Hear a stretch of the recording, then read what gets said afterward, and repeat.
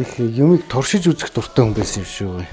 Тэгээд нэг бага насны маань нэг хөвгөлтэй дурсамж гэх юм бол аав маань миний том ахтай хоёулаа мал туухах гээд явцсан 96 7 он байсан юм.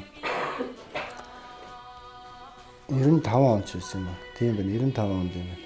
Мал туухах гээд явцсан би гэртээ тэгээд ээжтэйгээ эгчтэйгээ хөдөө мал дээр хоцоргоо.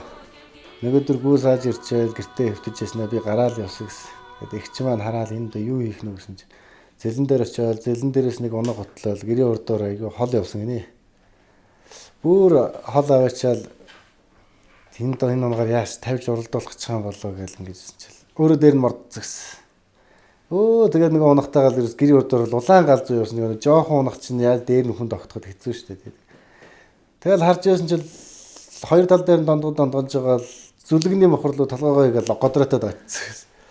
Тэгээ босч ирдгүй яваад атсан чинь харин ухаалтсан явчихсан. Тэгээд би өөрөө санд би нэг унган дээр өстэй тогтож яддаг унаг чинь жижигхэн тэгээ хордоо хөдөлгөөнтэй зүгээр гялалзаал газар жирэлзээл нэг мэдсэн чил байхгүй гэртээ ухаарж ирсэн. Тэгээд энэ унаг унж үзэх тэгээ имэйлэлж үзэх. Ер нь тэгээд морь өхөр байвал ер нь болж л өгвөл тэргэнд хийчдэг ачиж мачаал тэгэл юм хүн ер нь тэгэл сургаал тэгээд ямар сандаа би нэг морийг цэргийн мориуд хэвтүүлдэг болгоцсон байдаг юм лээ. Тэгээ би нэг хоёр даагыг даагахаас нахгуулаад амын татангууд тал амын татангууд хэвтдэг болгоос орчихоо.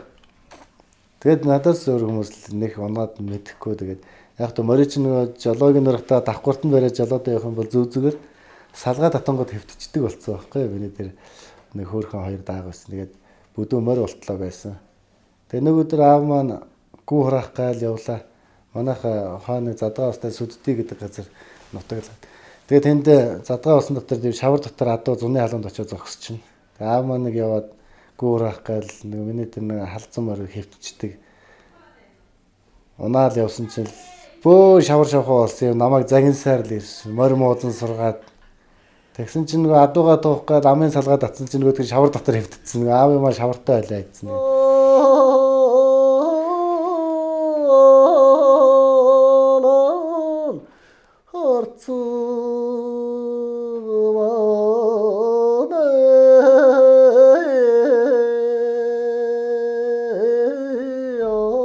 Амьдралын өнгө нэвтрүүлэг энэ удаагийнхаа дугаарыг Дундговь аймгийн Эрдэнэдалай сумаас хүргэж байна.